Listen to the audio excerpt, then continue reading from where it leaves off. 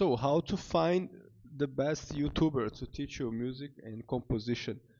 It's a very important questions in this era where many people, principally in the United States, depend on this type of resource almost. So, um, these people, they don't have the criteria to judge what is in front of them because they don't know music yet. So they go into some criteria that are still not enough. For example, if I like the person, or if I feel like I am learning, but this is unfortunately not enough. That you feel like you are learning, or even that you are learning, because you can learn a lot of things in counterpoint, for example, a lot of rules, but never go into the thing. And I know many people like this, and orchestration even more. So how to identify some credible people? um, there are few tips that you can apply right now. So you know, so you get to know some YouTube, etc. So okay, looks interesting. You have to immediately to hear his music. Okay, and this has two functions. First of all, to see if you like his music, and if his music displaying some level of competence, so some high level of competence above what you can achieve. This doesn't mean that you like the music, but that has a high level of competence. So, for example, the guy of modern music composing, uh, he's very good with hybrid music. So it's exactly what I would like to do. Or sorry, I also did some stuff like this, but it is an expertise that he has, and he does it very good. So then you hear the music, you have the identification, and then you want to learn. This is a very important thing. A second thing, this is in the case you can't find the music of the person, then you rely on some information for the credibility, and a music degree is of course an element of credibility. And here it's a little bit tricky because you have to check exactly the university and how are the things in this university, which field of study it was, and which country. Because in some places, like university is the same like the music school in another place. Okay, so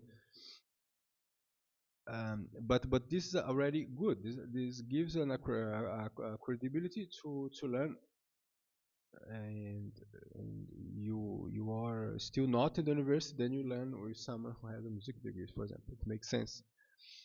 Um, what we have today, however, is absolutely unbelievable. If I mention the amount of people that I try to see, I try to search for their music, I can't find. I try to search for the degree in music, I can't find. So what do you have? You have the reviews, the YouTube numbers. You have a good teaching. You have a good teaching. The point is,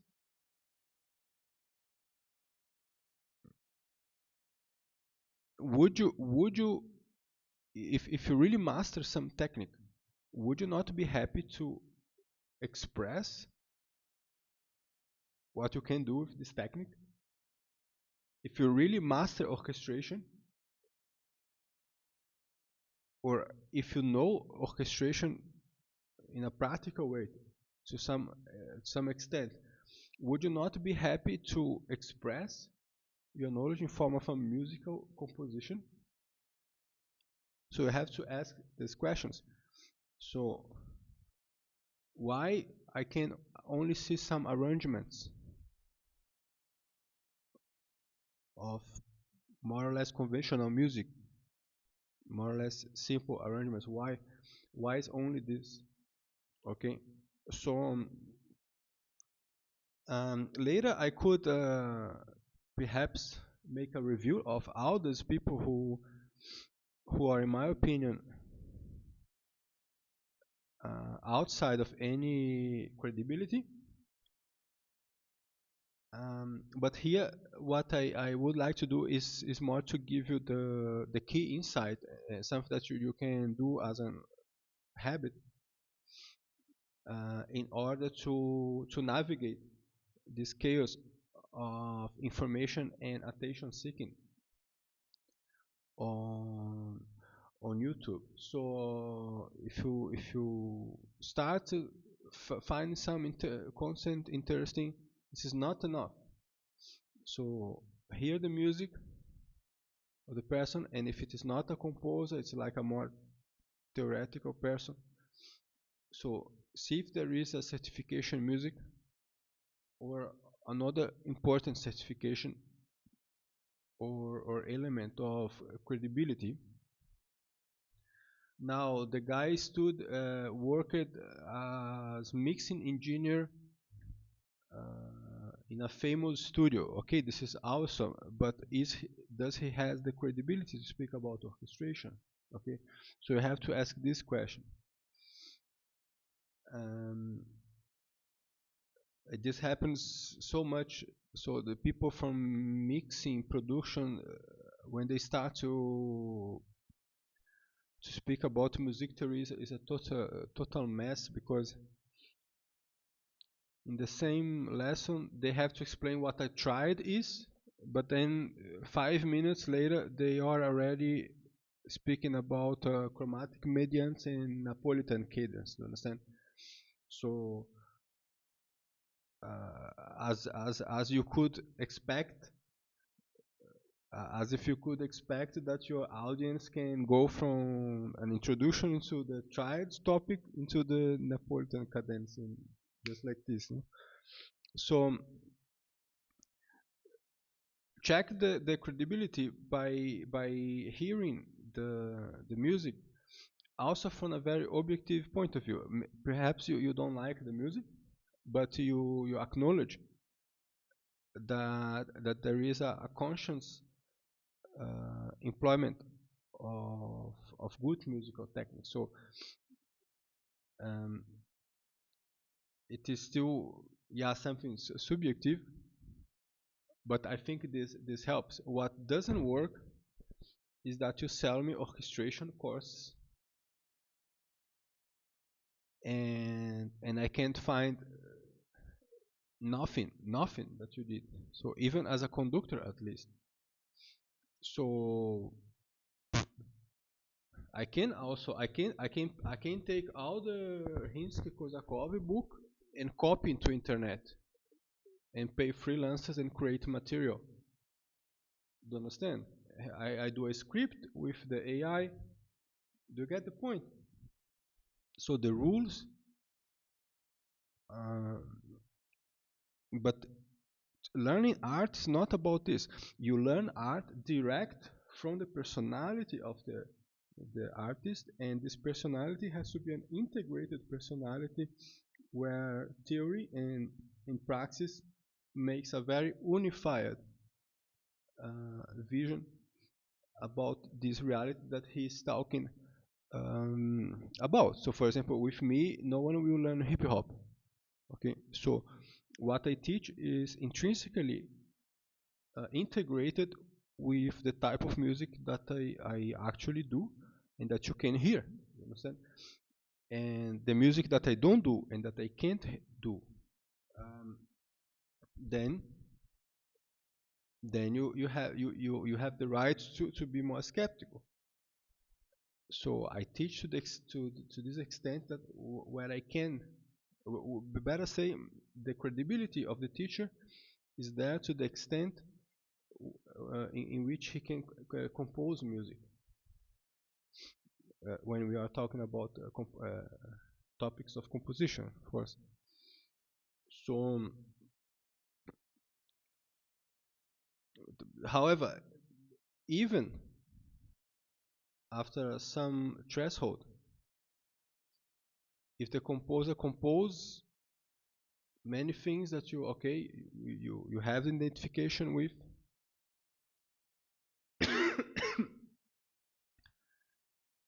and depending on his theoretical background, then you can expect to compose better than he does, because this is also the goal. Okay, but what doesn't work is that the composer is like not active as a composer, so you don't feel the contact with an artistical creative personality. Then you have to pay attention. Oh, okay, who is teaching to me? And now comes the function of the music theorist. So the music theorist actually, per definition, does not need exactly to be a music composer, but he learns he learns in depth all the key aspects of the musical creation, how music works.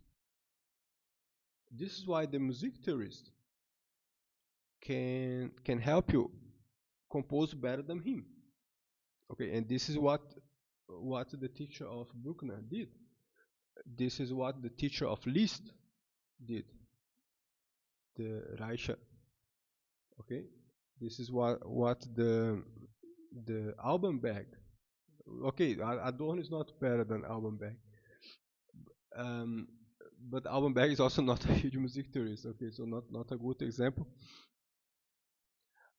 But a music theorist is in this is more or less in this special position, and if he compose, it's better. So try to be conscious about who you are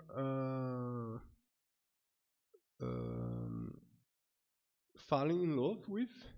Okay, because the fact that you are learning something is still not enough, and the fact that they are teaching well is not enough, because you can teach well some information, so they have the information they had and they put this in your head. Okay, but many times it's still not the best information, or the information in the best form.